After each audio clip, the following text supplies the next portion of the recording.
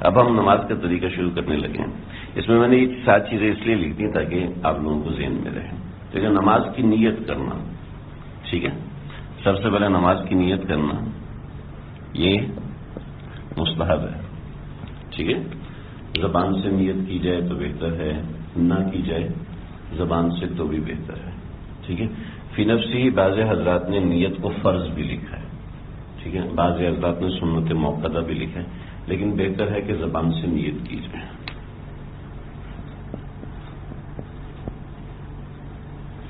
پھر اصل تو نیت فرض ہے نا, اصل میں نیت فرض ہے, لیکن زبان سے نیت کرنا.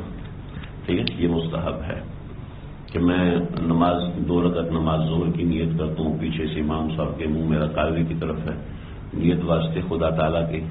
ٹھیک ہے, اور بھی کچھ کلمات ہوتے ہیں. ٹھیک ہے, اور یہ کرنے کے بعد اللہ زبان سے نیت کرنا یہ مستحب ہے. ٹھیک ہے, لیکن اصل نیت کا مدار جو ہے وہ فرض ہے. یعنی آپ نے اگر نیت ہی نہیں کی اور 4 پہ 4 رکعت پڑھتے جا رہے ہیں تو آپ کی نماز نہیں ہوگی. ٹھیک ہے, یعنی فرض وہ ہے جس کے بغیر نماز نہیں ہوتی, جس کے چھوٹ جانے سے سجدہ سہو کرنا کافی نہیں ہوتا. سمجھ رہے ہیں؟ بول تو نہیں ہو رہے آپ لوگ؟ چائے کا وقفہ چاہیے؟ اچھا, آگے دیکھیں جی. اس کے بعد ہاتھ اٹھانا کانوں تک, یا صرف ہاتھ اٹھانا. ٹھیک ہے, یہ ہاتھ اٹھانا یہ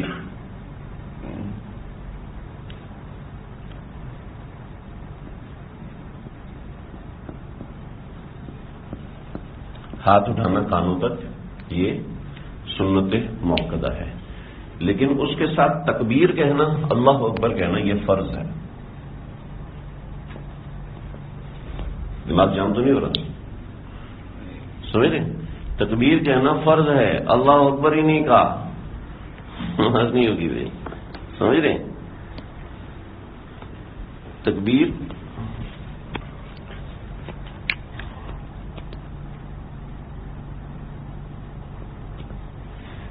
ابتدا یعنی پہلی تکبیر اللہ اکبر, تو اس کو تکبیر تحریمہ کہتے ہیں. تکبیر تحریمہ یہ فرض ہے. رکوع میں جاتے وقت اللہ اکبر کہتے ہیں, اٹھتے وقت سمیع اللہ لمن حمدہ ربنا لک الحمد, اس کے بعد اللہ اکبر کہہ کے سجدے میں جاتے ہیں. اور وہ جو سب تکبیرات ہیں وہ دیگر تکبیرات سنت موقدہ ہیں.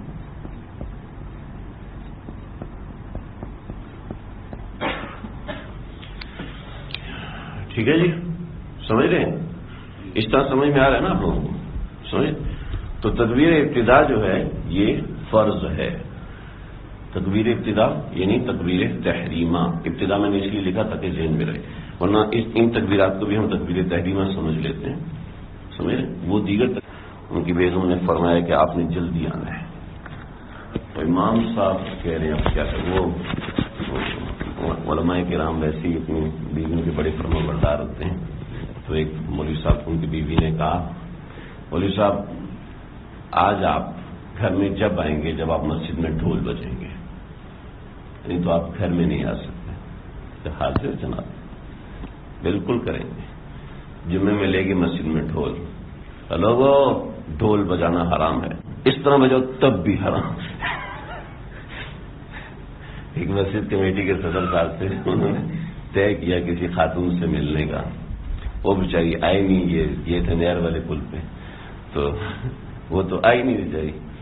تو یہ آپ اس کو غصہ چڑھا, کیا کروں.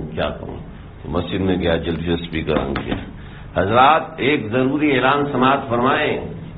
یہ اچھا نہیں کیا آپ نے, بہت برا کیا آپ نے میرے ساتھ. تو بیچارہ کیا کرتا.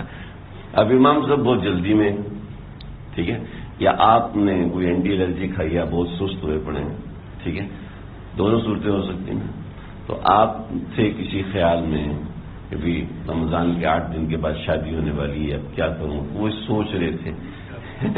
اب سوچوں میں پڑھتے پڑھتے امام صاحب تشہد پڑھ کے کھڑے ہو گئے.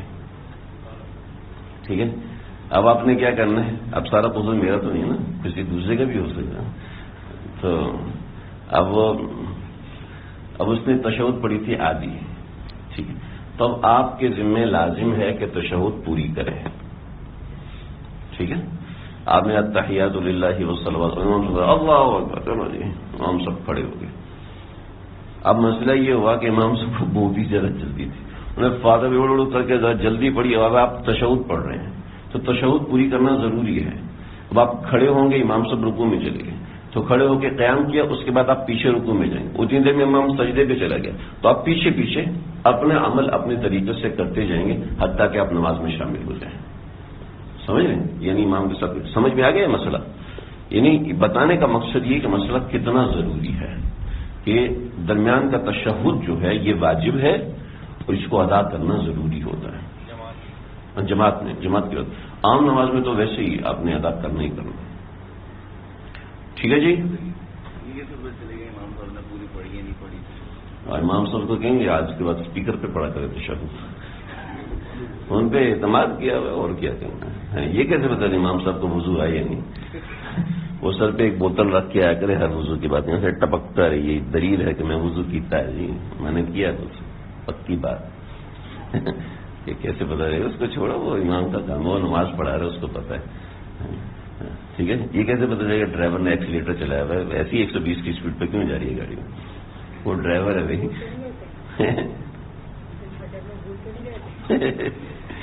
تو خیر کوئی نہیں ہے. سمجھ رہے جی؟ ہو گیا. اس کے بعد سلام. اچھا قاعدہ اخیرہ. قاعدہ اخیرہ فرض ہے. 2 رکعت کے بعد آخر میں بیٹھنا فرض ہے. ٹھیک ہے. 4 رکعت کے آخر میں بیٹھنا فرض ہے. اگر قاعدہ اخیرہ نہیں کریں گے تو نماز نہیں ہوگی. پھر اس میں بھی مقدار تشہد جو ہے یہ واجب ہے. ٹھیک ہے. عبدہ و رسولہ تک پڑھنا یہ واجب ہے. سمجھ رہے جی؟ اس کے بعد درود شریف.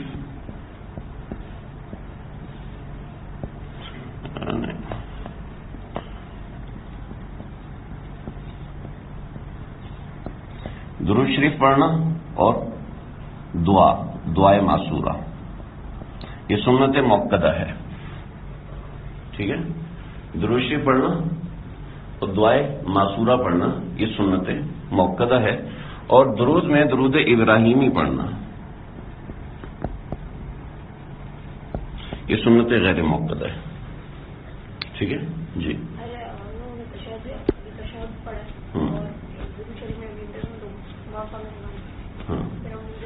ان کے ساتھ سلام پھیر دیں گے. ٹھیک ہے. ابھی سلام پہ آنے دیں مجھے. ابھی وعلیکم السلام کرتا ہوں. تو ٹھیک ہے جی. درود شریف اور دعائے معصورہ عبدہ و رسولہ تک پڑھنا واجب ہے. ٹھیک ہے. اور قاعدہ اخیرہ میں بیٹھنا یہ فرض ہے. اس کو کیسے سمجھیں گے آپ ذرا سمجھیے. تیسری رکعت کے اندر امام صاحب کا دماغ شارٹ ہو گیا، یاد ہی نہیں رہا. ٹھیک ہے.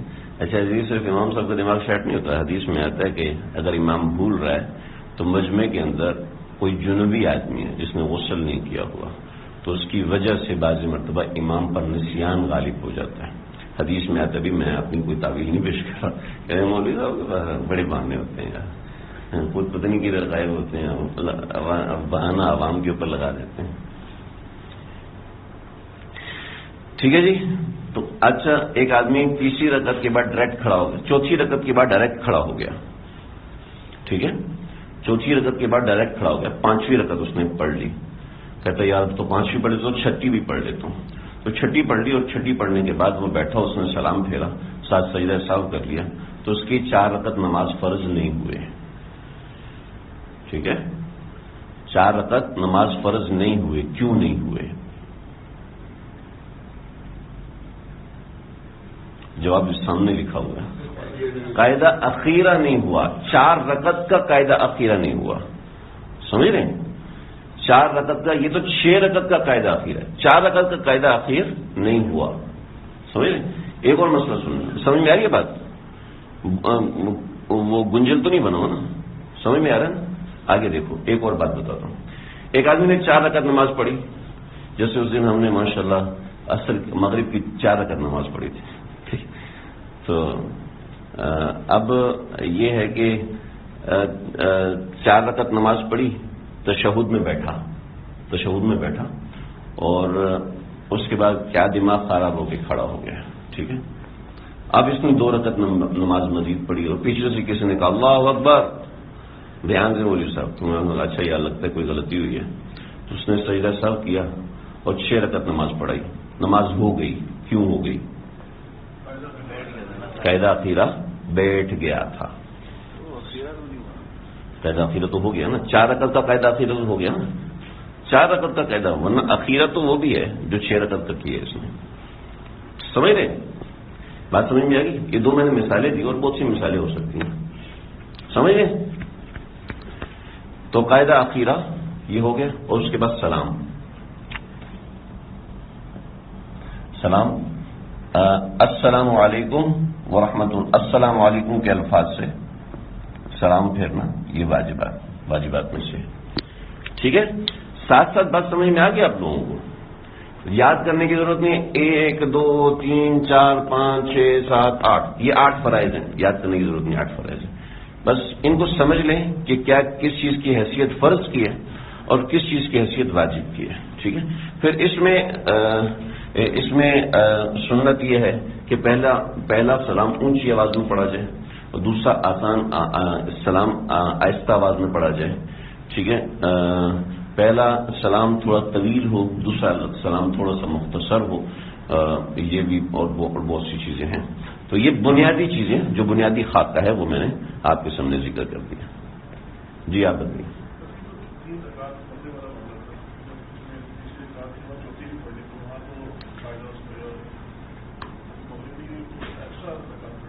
تو سجدہ صاحب کر لیتے تو نماز ہو جاتی.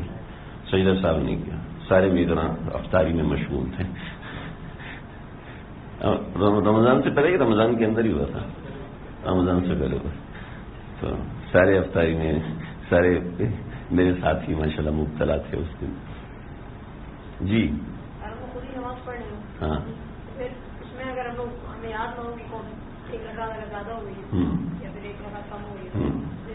تو غالب گمان پہ عمل کرنا چاہیے. ٹھیک ہے, غالب گمان پہ عمل کرنا چاہیے.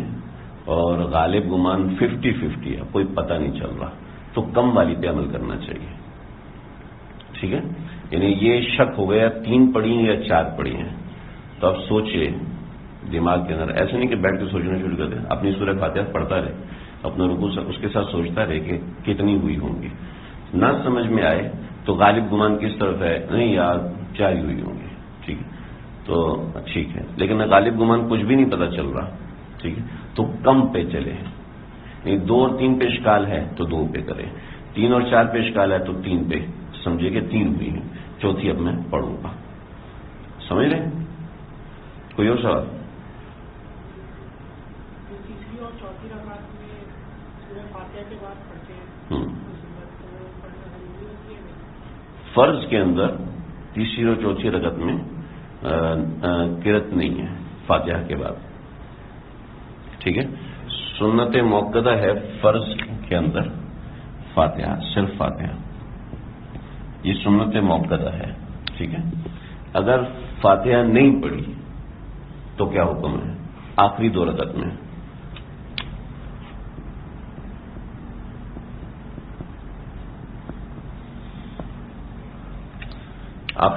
میں فاتحہ پڑھنا یہ سنت ہے. اگر ایک بندے نے فاتحہ نہیں پڑھی آخری 2 رکعت میں تو کیا حکم ہے ذرا بتائیں گے؟ تھوڑے سے مفتی تو بن جاؤ بھائی. ہاں, فرض نماز کے اندر آخری 2 رکعت کے اندر آپ نے سورہ فاتحہ نہیں پڑھی, ادا ہو جائے گی. کیوں ہوگی ادا؟ سنت ہے. ٹھیک ہے نا, سنت ہے.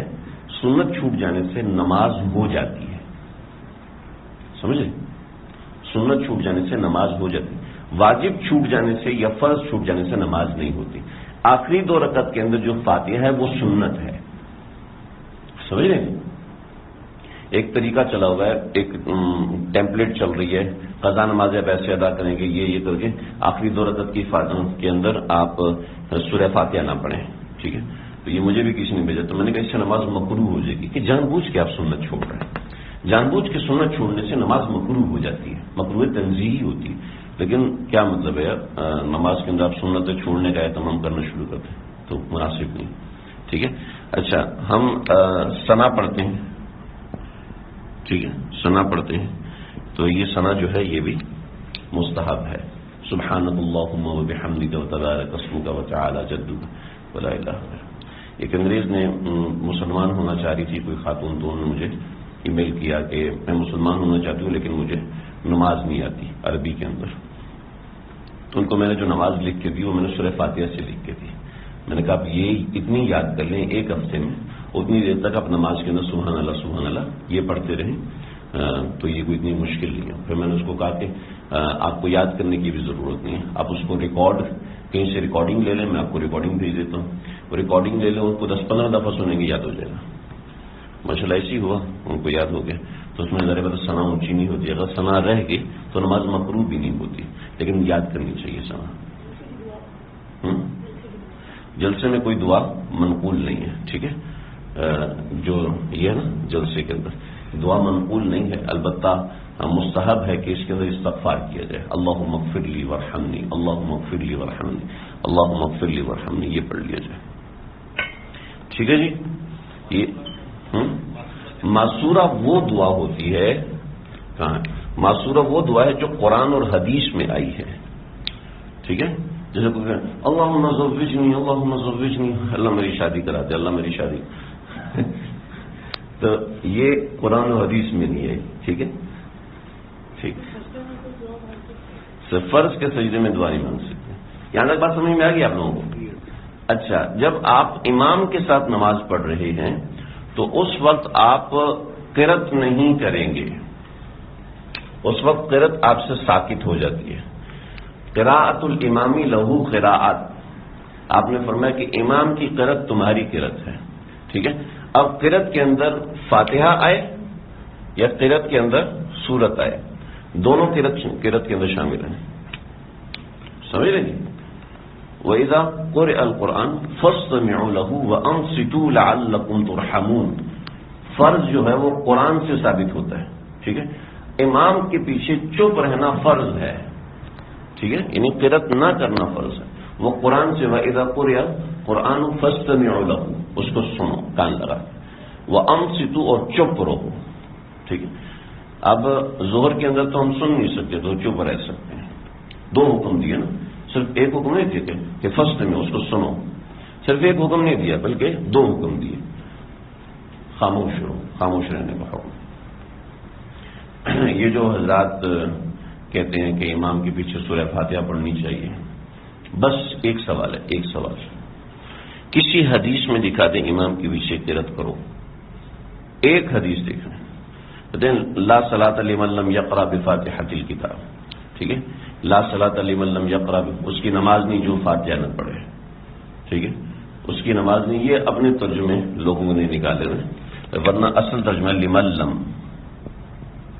لمن لم یقرأ بفاتحۃ الکتاب. ٹھیک ہے، میں نے اس پہ کافی مناظرے بھی کیے میں وہ چیز چھوڑ لوں. آپ کو بتاؤں لمن لم یقرأ بفاتحہ، یہ اکیلے آدمی کو ہے. ٹھیک ہے، لا صلاۃ لمن لم یقرأ، اس شخص کی نماز نہیں جو فاتحہ نہ پڑھے. ٹھیک ہے، اس کا ترجمہ کیا ہے؟ اس شخص کی نماز نہیں، اس شخص سے یا اس جماعت کی نماز نہیں. ہم فاتحہ پڑھنے کو جماعت میں منع کر رہے ہیں. ٹھیک ہے، ہم جماعت میں منع کر رہے ہیں، آپ اکیلے میں کہہ رہے ہیں. ٹھیک ہے، من اکیلے آدمی کے لیے آتا ہے، من اکیلے آدمی کے لیے آتا ہے. یقرأ صیغہ واحد ہے، اکیلے آدمی کے لیے آتا ہے. ٹھیک ہے، اس حدیث سے کوئی یہ کہ جناب جس کی نماز جو فاتحہ نہ پڑھے اس کی نماز نہیں، تو یہ اکیلے آدمی کے لیے حدیث ہے. ٹھیک ہے، اس کو تو ہم نے ویسے ہی فرض کا ہے، فرض کے بغیر نماز نہیں ہوتی. لیکن جب امام کے پیچھے آپ نماز پڑھ رہے ہیں تو اب آپ اس میں یہ معاملہ سمجھ لیجیے میری بات. اور کسی حدیث میں نہیں ہے کہ امام کے پیچھے قرأت کرو. ٹھیک ہے، وَإِذَا قَرَأَ الْقُرْآنُ فَأَنصِتُوا، جب وہ قرآن پڑھے امام. اذا کبر فکبروا، مسلم شریف کے اذا کبر فکبروا واذا قرأ فانصتوا، جب وہ قرأت کرے تو تم چپ رہو. ٹھیک ہے، اچھا ان کے پاس صرف ایک دلیل ہے. حضرت ابو ہریرہ سے پوچھا کہ آپ کیا کریں؟ تو فقرأ بها فی نفسک یا فارسی، تو آپ نے دل ہی دل میں پڑھ لیا. یہ حدیث کا لفظ نہیں ہے, یہ حدیث کا لفظ نہیں ہے, سمجھ. یہ تو حضرت ابو ہریرہ کا قول ہے. اور فی نفسی کا کیا مطلب ہے؟ پیٹ میں پڑھو, دل ہی دل میں دوہراؤ, زبان سے ہلانے کی اجازت نہیں ہے. فی نفسی کا یا فارسی کا کیا مطلب ہے؟ زبان سے کرو. ایسا تو کہیں بھی نہیں, نہ کسی صحابی نے ایسے کوئی اعمال. بہرحال یہ مسئلہ اختلافی ہے, لیکن میں آپ کو بنیادی چیز بتا رہا ہوں. ٹھیک, کل کو کوئی آپ کو پکڑ لیتا تو آپ کو کم از کم تھوڑی بہت چیز پتا ہونی چاہیے. سمجھ گئے جی؟ اچھا, اس کے علاوہ امام کے پیچھے آپ نے سب کچھ کرنا ہے, سب کچھ کرنا ہے. سمجھ. عورتوں کی نماز میں تھوڑا سا فرق ہوتا ہے مردوں کی نسبت. مردوں کی نماز اور ہوتی ہے, عورتوں کی نماز اور ہوتی ہے. آج کل بہت سے فتنے کھڑے ہوئے ہیں جو عجیب عجیب پوسٹیں لے کے آتے ہیں, اور ان کے پیچھے پتہ نہیں کون ہے, یہودی ہے یا عیسائی ہے, ہم نہیں جانتے ان پوسٹوں کے پیچھے کون ہے. کہ جناب اور اپنا سجدہ جو ہے وہ مردوں کی طرح نہ کرو. اپنا سجدہ جو ہے سجدے میں اپنے بازو کو نہ پھیلاؤ کتے کی طرح.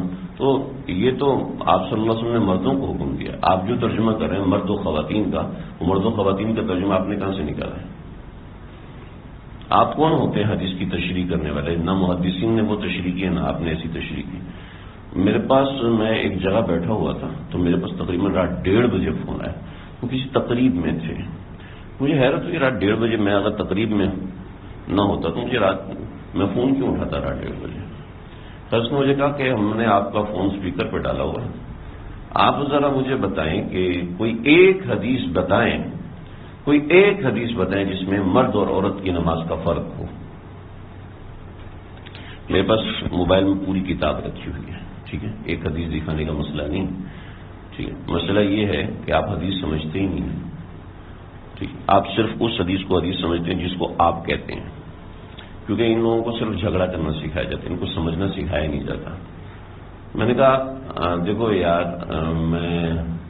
آپ 1:30 بجے فون کر رہے ہیں بغیر پوچھے, اور آپ کہتے ہیں اگر آپ سچے ہیں تو ایک حدیث پیش کریں, ورنہ آپ اعتراف کریں کہ آپ جھوٹے ہیں. تو میں نے تو کوئی دعویٰ ہی نہیں کیا جو آپ مجھے سچا جھوٹا بنا رہے ہیں. لیکن بہرحال میں نے کہا آپ تو سچے ہیں نا کہ مرد عورت کی نماز میں کوئی فرق نہیں. ہاں میں بالکل سچا ہوں, آئی ایم ڈیم شیور. میں نے کہا ٹھیک ہے,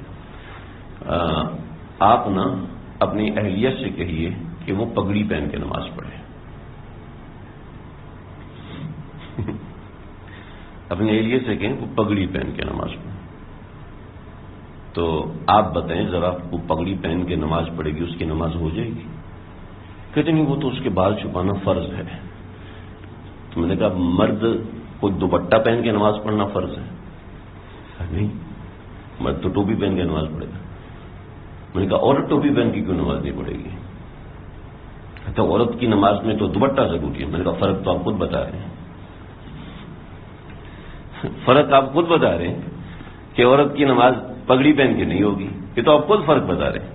تو مجھ سے آپ اس فرق کی حدیث بتائیں ذرا مجھے. نہیں یہ بات اور ہے. میں نے کہا یہ بات نماز کی نہیں ہے. نماز کی ہے. تو ہیلو, آواز نہیں آ رہی. میں نے کہا مجھے اب آواز آئے گی بھی نہیں, ساری بات ہے. آپ نے اسپیکر پہ جو ڈالا ہوا تو اب کیسے آواز آئے گی؟ تو ایسی بات ہے کہ یہ ایسے لوگ سامنے نہیں آتے, عام عوام کو گمراہ کرنے کی کوشش کرتے ہیں. عورت کی نماز اور مرد کی نماز میں فرق ہے. باقاعدہ مرسل روایات ہیں, پوری کتابیں ہیں اس کے اوپر, موضوعات ہیں. اچھا, عورت کی نماز جی آپ کو اس میں حدیث دی گئی, اور بہت سے معاملات ہیں. عورت جو ہے وہ اور احرام میں رمل نہیں کرے گی, رمل نہیں کرے گی, یعنی اس میں بھاگے گی نہیں. حالت احرام کے اندر جب طواف ہوتا ہے تو مرد کے ذمہ وہ بھاگ کے کرے, تھوڑا تیز اکڑ کے چل. عورت کے ذمہ نہیں. حدیث میں فرق دکھاؤ, فرق دکھاؤ حدیث میں. عورت جو ہے وہ استباع نہیں کرے گی, یعنی کندھا ننگا نہیں کرے گی. حدیث میں فرق دکھاؤ, دکھاؤ حدیث میں فرق. ایسے یعنی ایسی لوگوں کے سامنے لے کر آتے ہیں تاکہ لوگ گمراہ ہوں, لوگ اپنا راستہ چھوڑیں, لوگ راستے سے بھٹکیں. تو کوئی بھی آپ سے ایسی بات کریں, ان سے کہ یار ہمارے مولوی صاحب سے آپ بات کریں, جو بھی آپ کے قریب میں مولوی صاحب ہوں ان سے بات کریں, تو آپ کو ان کی اوقات سمجھ میں آ جائے گی. ایسے بہت سی پوسٹیں ہیں بغیر کسی مستند ادارے کے, ترجمہ خود سے کیا ہوا, اور حدیث میں کچھ لکھا ہے اور معنی کچھ ہے. تو خیر ایسی بہت سی چیزیں. تو یہ بنیادی طور پہ چیزیں میں نے آپ کے سامنے یہ نماز کے حوالے سے رکھ نہیں پتا بھی. سابق سے مسبوق نکلا، سابق وزیر اعلیٰ، سابق وزیر اعظم، تو اس سے مسبوق نکلا، یہ نماز میں پیچھے رہ گیا، ٹھیک ہے، تو یہ ہے مسبوق، ٹھیک ہے۔ مسبوق کو نماز میں کیسے ملنا ہے؟ مسبوق کو جو نماز میں ملنا ہے اس کا ایک اصول سمجھ لیں، ایک رکعت رہی، دو رہی، تین رہی یا چاروں رہ گئی، ٹھیک۔ پہلا اصول نمبر ایک یہ کہ آپ جو رکعت رہ گئی ہے وہ والی رکعت پڑھ رہے ہیں، جو آپ کی رکعت رہی ہے وہ رکعت آپ پڑھ رہے ہیں۔ آپ کی پہلی رکعت رہی ہے، آپ یہاں پر پہلی رکعت پڑھیں گے، ٹھیک ہے۔ آپ کی 3 رکعت رہ گئی ہیں، ٹھیک ہے، تو آپ پہلی 3 رکعت پڑھیں گے۔ پہلی 3 رکعت پڑھنے کا کیا طریقہ ہے؟ اللہ اکبر، سبحانک اللہم وبحمدک وتبارک اسمک وتعالی جدک ولا الہ غیرک، ٹھیک ہے۔ امام نے سلام پھیرا، سلام مکمل ہونے کے بعد کھڑے ہوں گے، ٹھیک ہے، سلام مکمل ہونے سے پہلے بھی کھڑے ہوں گے، جیسے ہمارے امام صاحب ایک طرف سلام پھیرتے پوری جماعت کھڑی ہو جاتی، ٹھیک ہے۔ سلام مکمل ہوا، سلام مکمل ہونے کے بعد مسبوق کھڑا ہوگا، ٹھیک ہے۔ اب جب وہ ایک رکعت اس نے پڑھ لی تو اس نے کون سی رکعت پڑھی ہے جناب؟ اس نے چوتھی رکعت پڑھی ہے، ٹھیک ہے۔ اب وہ پڑھے گا پہلی، دوسری اور تیسری، یہ ایک اصول ہو گیا، ٹھیک، سمجھ گئے، ایک اصول ہو گیا۔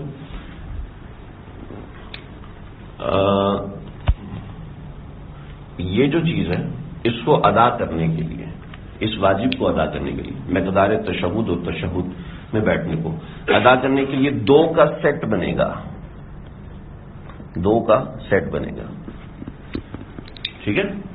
کیسے سیٹ بنے گا؟ چوتھی رکعت آپ نے امام کے ساتھ پڑھی، ٹھیک ہے، اور اس کے ساتھ آپ نے قاعدہ اخیرہ کیا، وٹ ایور جو بھی کیا آپ نے، اس کے ساتھ آپ نے سجدہ سہو بھی کر لیا، اگر امام کو سجدہ سہو لاحق تھا وہ بھی آپ نے کر لیا، آپ کر لیں گے، ٹھیک ہے۔ لیکن اس کے بعد جب آپ ایک رکعت ادا کریں گے تو سبحانک اللہم وبحمدک سے کیسے شروع کریں گے؟ فاتحہ پڑھیں گے اور سورت پڑھیں گے، ٹھیک ہے۔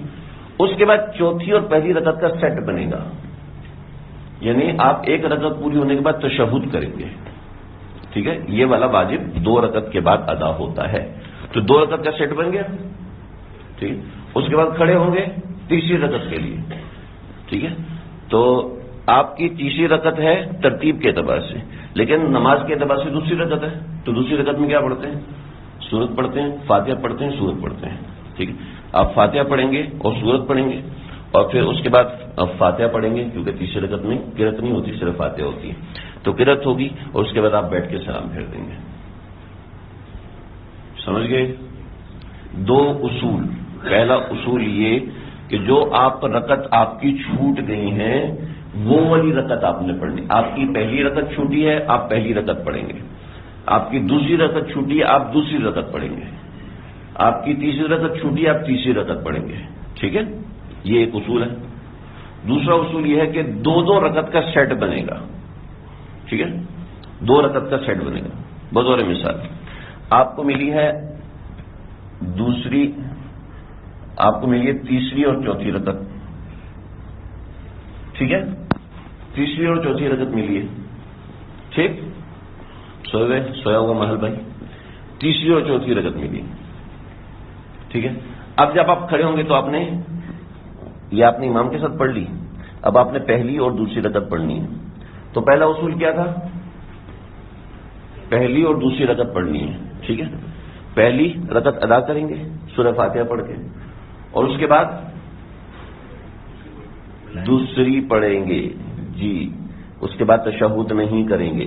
2 کا سیٹ مکمل ہے، 2 کا سیٹ مکمل ہے، اب پہلی اور دوسری کا ایک سیٹ بنے گا، اس کے بعد تشہد ہوگا۔ ہاں، سورت بھی ملائیں گے، پہلی اور دوسری رکعت پڑھ رہے ہیں، ٹھیک ہے جی، سمجھ گئے؟ آؤ جی، ایک اور مسئلہ، مغرب کی نماز آپ پڑھ رہے ہیں، ٹھیک ہے، آپ کو ملی تیسری رکعت، ٹھیک ہے، تیسری رکعت مل گئی آپ کو، اب آپ کھڑے ہوئے تو آپ نے کون سی رکعت ادا کرنی ہے؟ پہلی رکعت ادا کرنی ہے۔ پہلی رکعت ادا کرنے کے بعد کیا کریں گے؟ تشہد کریں گے، سیٹ بنائیں گے، ٹھیک ہے۔ اس کے بعد دوسری رکعت، اس کے بعد پھر ایک تشہد ہوگا۔ کتنے تشہد ہو جائیں گے؟ 3، ایک امام صاحب کے ساتھ ہو جائے گا، ایک یہاں پر آپ کا ہوگا اور ایک یہاں پر ہوگا، ٹھیک ہے۔ امام کے ساتھ جو آپ کا تشہد ہے وہ آپ کی مجبوری ہے، وہ آپ کا تشہد نہیں ہے، ٹھیک ہے، اس میں آپ عبدہ و رسولہ تک پڑھیں گے، آگے درود شریف اور دعا وغیرہ نہیں پڑھنا. ہاں نہیں سمجھا.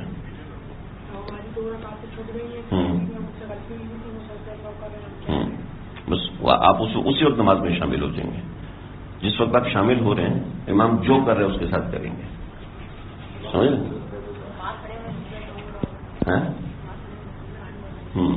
تو وہ ہو جائے کوئی مسئلہ نہیں، ٹھیک ہے. سجدہ اس وقت امام پہ واجب تھا، اس نے ادا کر لیا.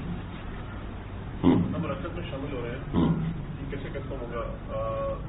قیام میں شامل ہو رہے ہیں تو شامل ہوں گے وہی امام جس حالت میں ہے اس حالت میں آپ اتنی مقدار ساتھ شامل ہو جائیں، اتنی مقدار ہاتھ بند کے کھولنے کی مقدار آپ شامل ہو گے تو آپ اس کیفیت میں شامل ہوں گے. اور اگر آپ رکوع میں شامل ہو گئے ہیں تو آپ کو رکعت مل گئی. اگر آپ رکوع میں شامل نہیں ہوئے تو پھر آپ کو رکعت، آپ سجدے میں ملے تو اب آپ کو رکعت نہیں ملی. اور حدیث میں بڑی تاکید آئی، جس حالت میں امام کو دیکھو شامل ہو جاؤ. آتے نا کھڑے ہوتے ہیں امام صاحب جلدی کھڑے ہونا، دیر ہو رہی ہے میرے کو، آپ کو پتہ ہی نہیں ہے، ٹھیک ہے. امام سب اٹھا تو اللہ اکبر، ایسے نہیں کرنا چاہیے. جس حالت میں امام ہے فوراً ساتھ شامل ہو جانا چاہیے، ٹھیک ہے. یہ بڑا پسندیدہ عمل ہے، مجھے اس وقت حدیث یاد نہیں کہ جس حالت میں امام ملے فوراً داخل ہو جائے. پتہ نہیں کتنا بڑا اس کے لیے اجر ہے، بہت پہاڑ جتنا ہی ہے، مجھے اس وقت صحیح سے روایت یاد نہیں، ٹھیک ہے جی. مسبوق کو ایسے ملا. اچھا سجدہ صاحب اگر کسی کو بس لازم تھا تو سجدہ صاحب کا طریقہ یہ کہ تشہد پڑھیں گے عبدہ و رسولہ تک، ٹھیک ہے. عبدہ و رسولہ تک تشہد پڑھیں گے اور تشہد پڑھنے کے بعد ایک طرف سلام پھیریں گے اور 2 سجدے کریں گے. اس کے بعد اٹھیں گے اور جو ہے التحیات کو دوبارہ سے پڑھ کے سلام پھیریں گے مکمل کر کے.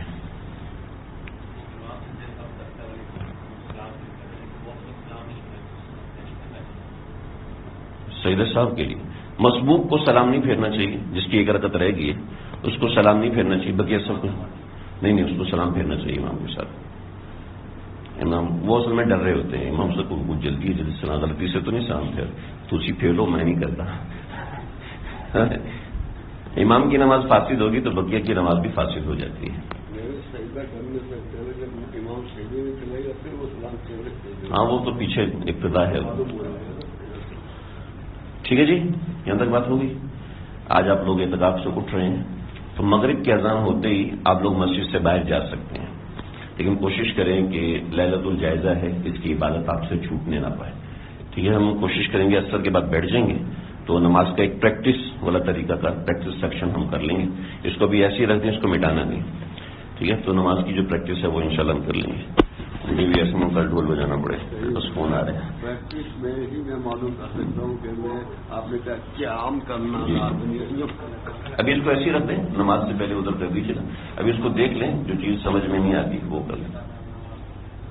میں کرسی میں بیٹھ کے قیام کرتا ہوں تو قیام کھڑے ہو کے کرنا بات ابھی جو میں نے وہ کر چکا ہوں تو وہ عذر کی وجہ سے ہوگا، امید ہے. کوشش میں یہ کروں کہ کھڑے ہو کے قیام میں جاؤں اور رکوع سے زیادہ سجدہ کروں. کھڑے ہونا قیام فرض ہے. سب سے پہلے ہم نیت کریں گے، نیت جس نماز کی کر رہے ہیں دل میں اسی نماز کا ہونا چاہیے، پتہ ہونا چاہیے، ٹھیک ہے.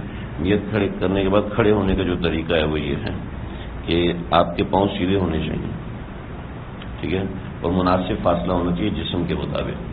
یہ نہیں کہ ایسے پاؤں کھول کے کھڑے ہوئے جیسے بدماش کھڑے ہوتے ہیں، صحیح. تھوڑا کم فاصلہ کریں جسم، جیسے اور کم کریں، آپ کم کریں اور کم، اتنا فاصلہ ہونا چاہیے بس. دیکھیں جی، ٹھیک. پونچے کھلے ہونے چاہیے، ٹخنے ننگے ہونے چاہیے. آپ صلی اللہ علیہ وسلم نے کسی کو نماز پڑھتے ہوئے دیکھا، آپ نے فرمایا فرضی فصلی فإنک لم تصلی، واپس آ نماز پڑھ کیونکہ تم نے نماز نہیں پڑھی. آپ بھی آ جائیں، آپ بھی آ جائیں. اگر فارغ ہیں نماز پڑھنے ہے تو پھر نماز پڑھ لیں. سمجھ رہے جی. تو پاؤں کے درمیان مناسب فاصلہ ہونا چاہیے، ٹھیک ہے، اور ٹخنے کھلے ہونے چاہیے. آپ ٹخنے کھول دیں. معاذ آپ کا نام کیا ہے؟ ہاں ہاں حارث. ٹخنے کھولیں، شلوار اوپر کریں. بعض لوگ کہتے ہیں شلوار اوپر کرنے سے نا نماز مکروہ ہونا شروع ہو جاتی ہے. ایسا کچھ بھی نہیں ہے، نماز کوئی مکروہ نہیں ہوتی، ٹھیک ہے نا. وہ کپڑے سمیٹنا جو ہے نا وہ یوں پورا کپڑے لگا رہے ہیں. جیسے ہمارے بلوچ بھائی وہ نماز جب پڑھتے ہیں, آگے آ جائیں آپ لوگ, بورڈ ہٹا دیں. بلوچ بھائی کی شلوار اتنی بڑی ہوتی ہے نا, اس سے تمبو کا کام لیا جا سکتا ہے. تو وہ اس قسم کی شلوار ہوتی ہے, وہ اتنا سمیٹتے ہیں, اتنے کپڑوں کو سمیٹتے ہیں, تو پھر اس میں وہ مکروہ ہوتی ہے. ٹھیک ہے, کہ ان کپڑوں کو سمیٹتے. ورنہ آپ احرام باندھتے ہیں یا دھوتی باندھتے ہیں, تو دھوتی تو سمیٹ کے باندھی جاتی ہے نا, پھر تو اس میں نماز ہی نہیں ہونی چاہیے. ٹھیک ہے, تو اگر ٹخنے کھلا ہوئے تو شلوار اوپر کر لیں, اور پہلے شلوار بنانی اتنی چھوٹی چاہیے. ٹھیک ہے, اگر کوئی پینٹ خرید رہا تو پینٹ اسی حساب سے بنانی چاہیے, اس کو نیچے سے کٹوا لینا چاہیے. خیر برل وہ ایک الگ موضوع ہے. ٹخنے کھلے ہوں گے, ٹھیک ہے, گردن سیدھی ہوگی, گردن یوں سیدھی ہوگی. یہ بعض لوگ یوں جھک کے کھڑے ہوتے ہیں, کبھی سستی ہوتی ہے, کبھی کس وجہ سے, تو گردن سیدھی ہونی چاہیے نماز سے پہلے. ٹھیک ہے جی, یہ کھڑے ہونے کا طریقہ کار ہے نماز کے لیے. ٹھیک, ہاتھ بعض لوگوں کے یہاں پہ ہوتے ہیں, یہاں پہ نہیں ہونے چاہیے, یہاں پہ ہونے چاہیے, سیدھے ہونے چاہیے. ٹھیک ہے, سمجھ رہے ہیں. اس کے بعد کریں گے اللہ اکبر, تو اللہ اکبر کے ساتھ ہاتھ اٹھائیں گے, اللہ اکبر یوں ساتھ ہاتھ اٹھائیں گے. ٹھیک ہے, اس طریقے سے ہاتھ اٹھائے جائیں گے اللہ اکبر کے ساتھ. ٹھیک ہے, ماشاء اللہ بعض اللہ اکبر کیوں کرتے ہیں, پتہ نہیں ان کو کیا مسئلہ ہوتا ہے. ٹھیک ہے, یہ سنت نہیں ہے, یوں اللہ اکبر, یوں اللہ اکبر, یوں اللہ اکبر, یوں اللہ اکبر, یہ کوئی طریقہ کا صحیح نہیں ہے. ٹھیک ہے, سنت طریقہ ہے کہ حسب منکبی, کان کی لو تک آنے چاہیے. کان کی لو سے ٹکرانا ضروری نہیں ہے. ٹھیک ہے, کان کی لو تک آنے چاہیے. ٹھیک, اچھا بعض لوگ کان کی لو کو لگانے کے لیے اتنی قربانی دیتے ہیں کہ ہتھیلیاں اوپر چلی جاتی ہیں. ٹھیک ہے, یہ ہتھیلیاں اوپر نہیں جانی چاہیے, ہتھیلیاں سیدھی ہونی چاہیے. تھوڑی سی تکلیف ہوگی, عادت نہیں, اور انگوٹھے نکالنے کی ضرورت نہیں ہے, انگوٹھے نکالنے کی کوئی ضرورت نہیں, بس انگوٹھے اپنی حالت میں رکھیں, یہاں تک آنے چاہیے. سمجھ رہے جی, دوبارہ کریں اللہ اکبر کریں. ہاں, آپ کے ہاتھ اس طریقے سے ہیں عبداللہ بھائی, اس طریقے ٹیڑھے ہاتھ نہیں, سیدھے ہاتھ, ہتھیلیاں قبلے کی طرف, ہتھیلیاں قبلے کی طرف ہوں. ٹھیک ہے, یوں اللہ اکبر, ہاں بہترین ماشاءاللہ. انگلیاں مناسب انداز میں کھلنی چاہیے, پوری پھیلی نہیں ہونی چاہیے, پوری تنگ بند نہیں ہونی چاہیے, بس مناسب انداز میں اللہ اکبر ہوں گے. اس کے بعد ہم نے ہاتھ باندھنے ہیں. ٹھیک ہے, ہاتھ باندھنے کا طریقہ سمجھ لیجیے. یہ اپنی کلائی موڑیں, کلائی موڑ کے اس ہتھیلی کو اس کلائی کے اوپر رکھیں. ٹھیک, یہ میرے ساتھ رکھے, پہلے سے نہیں باندھے. ٹھیک, اس کے بعد یہ 2 انگلیاں بند کریں, 2 انگلیاں بند ہوگی, اور اس کے بعد یہ 3 انگلیاں بند کی اور اس کے اوپر لگا دیں. یہ میرے ساتھ کریں, ابھی پیٹ پہ نہیں رکھیں. صحیح ہے, ہو گیا, یہاں تک ہو گیا. اب یہ جو ہاتھ لٹک رہا ہے, اس ہاتھ کو اس کے پیچھے رہیں, اب ہاتھوں کو چھوڑ دیں. ٹھیک, یہ جہاں جا کے بند جاتے ہیں اس جگہ پہ ہم نے ہاتھ باندھنے. یہاں باندھنے میں ایک غلطی ہوتی ہے کہ جو ہاتھ کا رخ ہے وہ بعض دفعہ نیچے ہو جاتا ہے, یہ ٹھیک نہیں ہے. ہاتھ کا رخ سیدھا ہونا چاہیے. ٹھیک ہے, جیسے 12 بجے بجتے ہی ایک سوئی دوسری سوئی کے پیچھے غائب ہو جاتی ہے, ایسے یہ والا ہاتھ بھی اس ہاتھ کے پیچھے غائب ہو جانا چاہیے. ٹھیک ہے جی, سمجھ گئے. یوں کھڑے ہونا ہے, اور یوں کھڑے ہو کے گردن سیدھی ہونی چاہیے, گردن جھکی ہوئی نہیں ہونی چاہیے, گردن سیدھی ہونی چاہیے, اور نظر جو ہے وہ سجدہ گاہ کی طرف ہونی چاہیے. اس طریقے سے آپ قیام کریں گے. ٹھیک ہے جی, اس طریقے سے قیام کریں گے. جو کرسی پہ بیٹھنے والے وہ اللہ اکبر کہہ کے ہاتھ باندھ کے اور کرسی پہ بیٹھ جائیں, یا پھر اللہ اکبر کہہ کے زمین پہ بیٹھ کے ہاتھ باندھ لیں, اللہ اکبر کہہ, اور بس. ہاں, سیدھا کھڑا ہونا ضروری ہے. ٹھیک ہے, سبحان اللہ پڑھیں گے, فاتحہ پڑھیں گے, جیسے ہم نے اس میں سب چیزیں لکھی ہوئی ہیں. ٹھیک ہے, فاتحہ پڑھیں گے, سورت ملائیں گے, امام کے پیچھے تو فاتحہ سورت وغیرہ نہیں پڑھیں گے. اس کے بعد اللہ اکبر کر کے رکوع میں جائیں گے. ٹھیک ہے, اللہ اکبر کر کے رکوع میں جانے کا طریقہ پہلے آپ مجھے دیکھ لیں, اس کے بعد پھر آپ سب لوگ جائیں گے. رکوع میں جانے کا طریقہ یہ ہے کہ اب اپنے ہاتھوں کو گھٹنوں کے اوپر ایسے رکھیں گے جیسے اپنے گھٹنے پکڑے ہوئے ہیں. ٹھیک ہے, یہ ہوا. اور اس کے بعد پاؤں کو پیچھے دھکیلیں گے, ہلکا سا, زور سے نہیں دھکیلیں گے. جیسے یہ زور سے دھکیلا ہوا, یہ طریقہ صحیح نہیں ہے. ہلکا سا دھکیلیں گے, نہ گھٹنوں پہ پاؤں زور ڈالیں گے, نہ ہاتھوں پہ زور ڈالیں گے. اور یوں آپ کی کمر بالکل سیدھی ہوگی اور گردن بالکل سیدھی ہوگی, ایسے جھکی ہوئی نہیں ہوگی, گردن سیدھی ہوگی. اور آخری چیز, دونوں انگوٹھوں کے درمیان دیکھنا ہے, اس جگہ پر. ٹھیک ہے, سمجھ رہے ہیں. کیا کرنا ہے, سب سے پہلے رکوع میں جھکنا ہے, اور جھک کے گھٹنوں کو پکڑنا اس طریقے سے جیسے آپ کسی مالٹے کو پکڑ رہے ہیں، اور کمر جھکا لیں گے، اور جھکانے کے بعد گردن بالکل سیدھی کر کے اس کے درمیان دیکھیں گے. ٹھیک ہے جی، کریں جی، سب کریں. بعض لوگوں کی گردن جھکی ہوئی، دریا کی گردن بھی جھکی ہوئی ہے. ہاں بالکل صحیح. اور نظریں جو ہے وہ انگوٹھوں کے درمیان میں، جو پاؤں کے درمیان جگہ ہے انگوٹھوں کے درمیان والی، ادھر دیکھیں گے. ٹھیک. آپ نے گھٹنے سے، عبداللہ آپ نے گھٹنے سے ہی نہیں پکڑے ہوئے. ہاں ٹھیک ہے، یہ رکوع ہو گیا. رکوع میں پڑھیں گے سبحان، اٹھ جائیں جی. رکوع میں پڑھیں گے سبحان ربی العظیم. ٹھیک ہے، اگر غلطی سے سبحان ربی العظیم، ہاں صحیح ہے، سبحان ربی الاعلیٰ پڑھا تو تب بھی ہو جائے گا، لیکن اس کی تسبیح یہ ہے سمیع اللہ لمن حمدہ ربنا لک الحمد. ٹھیک ہے، اس کے آگے اگر بڑھا دیں حمدا کثیرا طیبا مبارکا فیہ.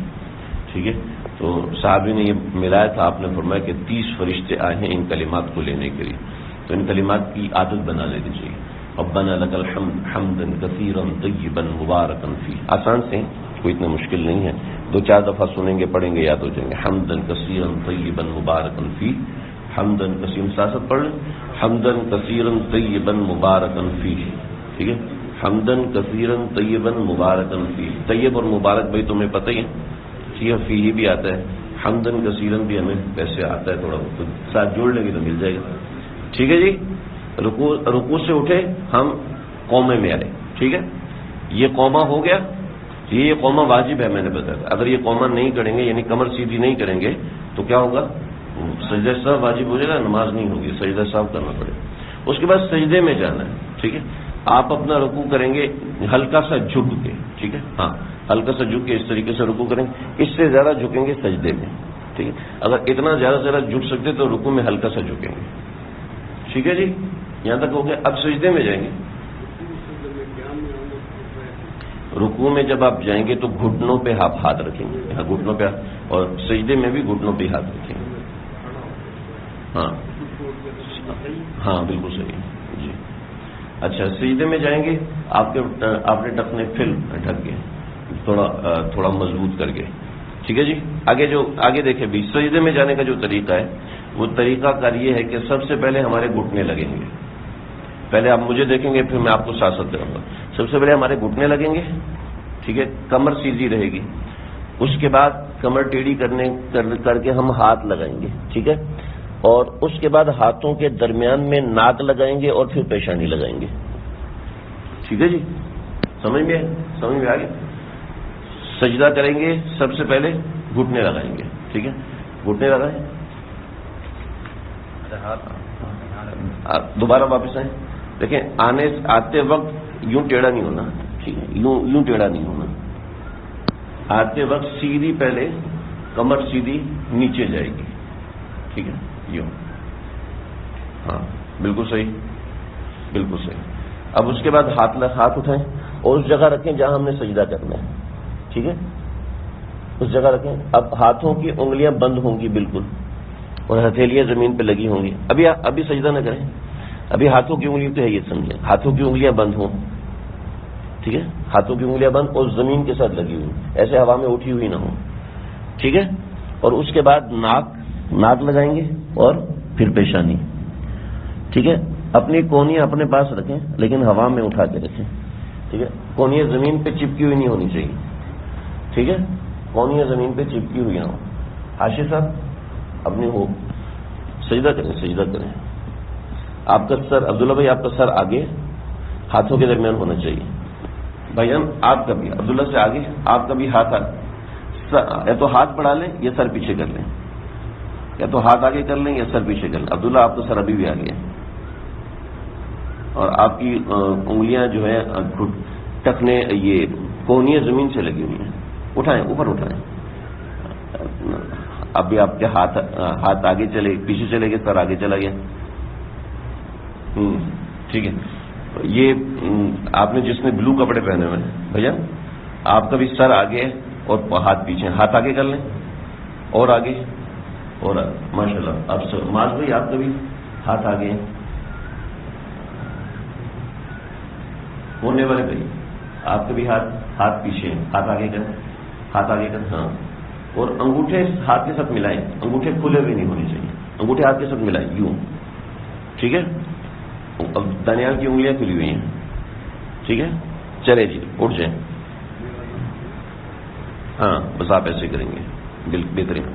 اب دو سجدوں کے درمیان بیٹھنا ہے، ٹھیک ہے؟ بیٹھنے کا طریقہ کار یہ ہوگا کہ یہ والا پاؤں، الٹا پاؤں بچھا دیں گے، اس پاؤں پہ بیٹھ جائیں گے، ٹھیک؟ اور یہ والا پاؤں کھڑا رکھیں گے، ایسے کھڑا رکھیں گے کہ پانچوں کی پانچوں انگلیاں مڑ جائیں۔ جب پانچوں کی پانچوں انگلیاں مڑیں گے تو یہ پاؤں بالکل سیدھا ہو جائے گا، ٹھیک ہے؟ ٹیڑھا نہیں ہونا چاہیے۔ اگر 2-4 دن ایسے کریں گے تو تکلیف ہوگی، لیکن آہستہ آہستہ ایڈجسٹ ہو جائے گا۔ پانچوں انگلیاں قبلے کی طرف ہونی چاہیے، ٹھیک ہے؟ جس کی انگلیاں لکڑی کی بنی ہوئی ہیں ان کے لیے گنجائش ہے، بعض لوگ ہوتے ہیں ان کی انگلیاں مڑتی نہیں، تو تھوڑی سی کوشش کریں تو ہو جائے گا، ٹھیک ہے؟ یہاں تک سمجھ میں آ گیا؟ 2 سجدوں کے درمیان بیٹھنے یا تحیات کے درمیان، ہاں تو اتنا تو ہو جاتا ہے۔ آپ جوانوں کا نہیں مڑنا چاہیے، ہمارا تو مڑتا رہے گا۔ آپ لوگ جوان ہیں، ابھی بھی نوجوان ہیں، صحیح؟ جو میں بتا رہا ہوں اس کو دیکھیں، میری حرکتوں کو نہ دیکھیں، ٹھیک ہے؟ سمجھ رہے ہیں؟ اور یہ ہو گیا۔ اچھا، جب سجدے سے اٹھنا ہے تو سجدے سے آپ اٹھے تو سجدے سے اٹھیں گے تو الٹا، یعنی جو ہم گئے تھے تو پیشانی آخر میں لگی تھی، اب پیشانی سب سے پہلے تھی، اور اس کے بعد ناک، اس کے بعد ہاتھ، اور پھر یوں سیدھا کر کے اٹھ جائیں گے، ٹھیک ہے؟ سمجھ گئے؟ ایک دفعہ سجدے سے اٹھ کے دیکھیں، ساری ترتیب اس کے برعکس ہوگی۔ آپ کی انگلیاں کھلی ہوئی ہیں عبداللہ، صحیح سے انگلیاں، ہاں بہترین، ہاں ہاں، آپ کی کمر بھی جھکی، دانیال کی کمر بھی جھکی، آپ کی کمر بھی جھک گئی تھی اٹھتے وقت۔ خیر آپ تو کوئی مسئلہ نہیں، زیادہ مسئلہ نہیں۔ ہاں، یہ اگر کسی کو اٹھنے میں تکلیف ہے، ٹھیک ہے، کمر ٹیڑھی یوں اٹھ رہا ہے اور کمر میں مسئلہ ہو رہا ہے، ٹھیک ہے، عادت نہیں ہے، پیٹ بڑا ہے یا کوئی وجہ، تو ہاتھ لگا لیں، ٹھیک، ہاتھ لگا لیں، دایاں ہاتھ لگا لیں زمین پر اور اس طریقے سے اٹھ جائے، ٹھیک ہے جی؟ تشہد میں بیٹھنا ہے، تشہد میں بیٹھنا، اور تشہد میں بیٹھ کے کوشش کریں کہ پاؤں کا زاویہ سیدھا ہو، ورنہ یہاں 90 ڈگری اللہ چیک نہیں کرتے کہ 90 ڈگری ہونا چاہیے، لیکن جتنا ممکن ہو اس کو سیدھا رکھیں، ٹھیک ہے؟ بعض لوگوں کی انگلیاں ٹیڑھی ہوتی ہیں تو اس کی وجہ سے وہ سیدھا کر نہیں پاتے، تو کوشش کرنی چاہیے حتی الامکان اس کو جوڑ کے رکھیں تاکہ یہ جڑ جائے، ٹھیک ہے؟ باقی ہمارے اساتذہ نے اس میں بہت مشکل مشقیں ہمیں کروائی تھی، اس کا لیے بھی فی الحال وقت بھی نہیں ہے، نہ سمجھ میں آ رہی ہے، ٹھیک ہے جی؟ اب تشہد میں ہم نے جو بیٹھنا ہے، تشہد میں بیٹھ کے ہم نے انگلیاں اس طریقے سے رکھنی ہے کہ وہ قبلے کی طرف ہوں، زمین کی طرف نہ ہوں۔ بعض لوگ ہاتھ بہت آگے رکھ لیتے ہیں جس سے انگلیاں زمین کی طرف چلی جاتی ہیں، یہ صحیح نہیں ہے۔ تھوڑی سی پیچھے رکھیں کہ رانوں کے اوپر ہاتھ ہونے چاہیے، ٹھیک ہے؟ اتنے رانوں کے اوپر ہاتھ ہونے چاہیے، اور اس کے بعد جب ہم پڑھیں گے اشہد ان لا الہ الا اللہ، تو اشہد ان لا الہ الا اللہ پر ہم یہ حلقہ بنائیں گے، یہ 2 انگلیاں بند، اس کے بعد یہ بڑی انگلی اور انگوٹھے کو جوڑیں گے، اور پھر اشہد ان لا الہ الا اللہ پر گرا دیں گے، لیکن نیچے نہیں لگائیں گے بلکہ انگلی یہاں پر آ جائے گی، ٹھیک ہے؟ انگلی بعض لوگ یوں نیچے گرا دیتے ہیں، یہ نیچے گرانا ٹھیک نہیں ہے، ٹھیک؟ اشہد ان لا الہ الا اللہ پر، لا الہ پر اٹھائیں گے اور الا اللہ پر گرائیں گے، لیکن اتنی گرے گی، ٹھیک ہے؟ واشہد ان محمدا عبدہ ورسولہ، ٹھیک ہے جی؟ اور اس کے بعد ہم درود شریف پڑھیں گے اور دعائے معصورہ ربی جعلنی پڑھیں گے، یا ربنا آتنا فی الدنیا پڑھیں گے، اس کے بعد سلام پھیریں گے۔ جب سلام پھیریں گے تو السلام علیکم ورحمۃ اللہ یوں کریں گے کہ تو آنکھیں جو ہے وہ کندھے کے اس طرف کو ٹکرانی چاہیے، ٹھیک ہے؟ نظریں یہاں پہ ٹکرانی چاہیے، السلام علیکم ورحمۃ اللہ کر کے منہ چہرہ سیدھا کر لیں گے، السلام علیکم ورحمۃ اللہ یوں کر کے چہرہ سیدھا کر لیں گے، ٹھیک ہے جی؟ یہ نماز کا مکمل ایک طریقہ کار ہم نے دیکھ لیا، ٹھیک؟ اس کے بعد دعا کے لیے جب ہاتھ اٹھائیں گے تو دعا میں ہاتھ اٹھانے کا طریقہ ہے کہ انگلیوں کو مناسب انداز میں کھولیں، مناسب انداز میں کھولا جائے، اور بٹن نمبر 2 یہ جو اوپر سے دوسرا بٹن ہے، سب سے پہلا بٹن یہ اور اس کے بعد یہ بٹن ہے، تو یہاں پر ہاتھ اٹھائے جائیں تو یہاں پر ہاتھ رکھے جائیں، ہاتھوں میں تھوڑا سا فاصلہ ہونا چاہیے، بالکل ملا کے رکھنا یہ پسندیدہ نہیں ہے، ٹھیک ہے؟ تھوڑا سا فاصلہ ہاتھوں کے درمیان ہونا چاہیے اور یہ چہرے کے قریب ہونے چاہیے، اور یوں اللہ تعالیٰ سے دعا مانگنے کی حیت ہے، اس میں بہت سے آداب ہے، بہت سی چیزیں یوں ہاتھ اٹھا کے، اچھا ہم یوں کہتے ہیں بسم اللہ الرحمن الرحیم الحمدللہ، تو چہرے پہ ہاتھ پھیر کے ہم ہاتھ اٹھاتے ہیں، یہ ثابت نہیں ہے. ٹھیک ہے، ڈائریکٹ ہاتھ اٹھائیں اور ہاتھ اٹھانے کے بعد جب دعا مکمل کر لی تو اس کے بعد چہرے پہ پھیرنا یہ ثابت ہے. ٹھیک ہے جی، تو یہ طریقہ کار ایک ہو گیا نماز کا مکمل. تو میرے خیال یہ کافی چیزیں سمجھ میں آ گئی ہوں گی، تو اللہ تعالیٰ سمجھنے کی توفیق عطا فرمائے. آپ لوگ جیسی آسان ہوگی اس کے بعد آپ لوگ اپنے معتکف خانے سے باہر نکل سکتے ہیں، اپنا سامان وغیرہ سمیٹ لیں. ہم بقیہ نماز کے بعد ایک مختصر سی دعا کریں گے، مختصر سی دعا کے بعد پھر آپ لوگ کی رخصت ہوگی، آپ لوگ جا سکتے ہیں. گھر سے آپ کے کوئی ہار وار لے کے آئیں تو کوشش کریں کہ مسجد میں ہار وغیرہ نہ پہنایا جائے. ٹھیک ہے جی، السلام علیکم و رحمۃ اللہ.